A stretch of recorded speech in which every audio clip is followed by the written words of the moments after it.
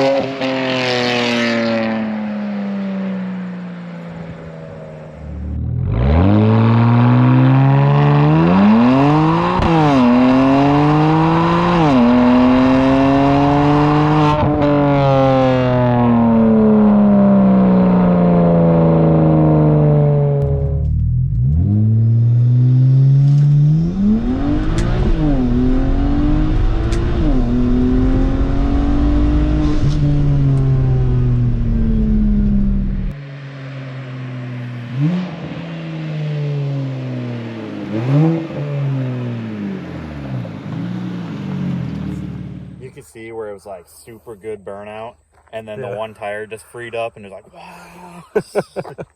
No, it was pretty good with that. But like that second or that second to last launch there, like that run through. Yeah. I thought that was pretty clean.